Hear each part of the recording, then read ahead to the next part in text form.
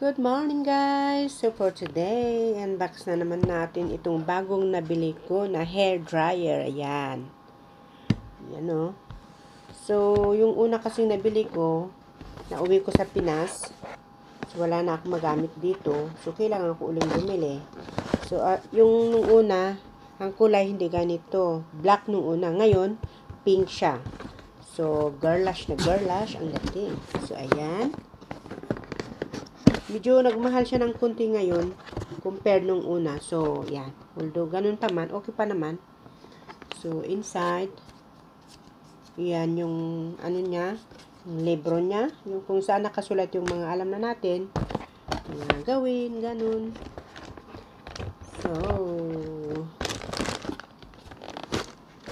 ito pala, nabili ko dun sa Aeon.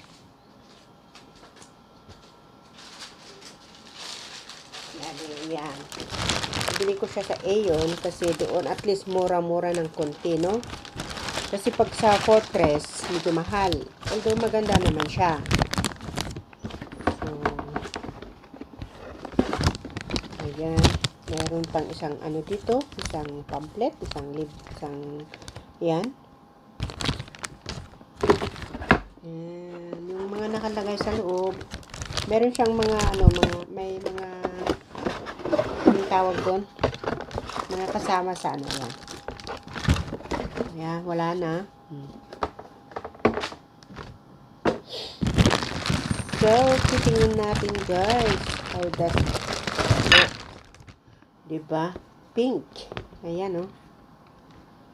Pink ang dating. Maganda to sa mga dalaga. And ayan yung ano niya. So, sabi ng babae, nung sales lady, maganda siya kasi yan, pwede mong gawing fan lang or yung may mainit ito.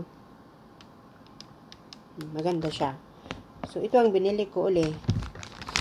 And meron siyang mga ayan.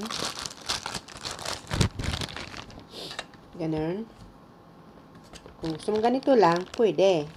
Para hindi masyadong mahaba. Kung gusto mong ilagay ito, pwede. Ayan. Tatanggal. Or, meron pang isa dito. Ayan o. Ganun. Diba? Malayo yung saksakan kaya hindi ko mapatunog, ma-try. Pero maganda siya kasi ito nga yung unang nabili ko nung una. Ganito talaga. Maganda. Kulay lang ang pinagkaiba. So, meron na tayong gagamitin ngayon.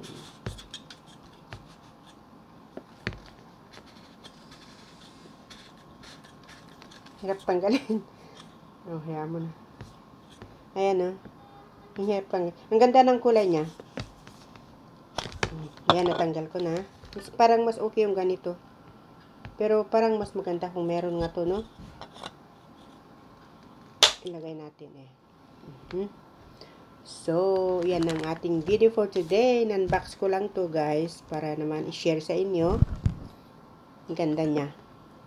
So, thank you again for watching. Bye-bye. So, ilalagay ko yung iba. Yung mga to.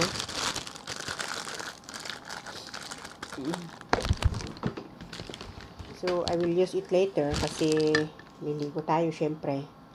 So, dito na lang.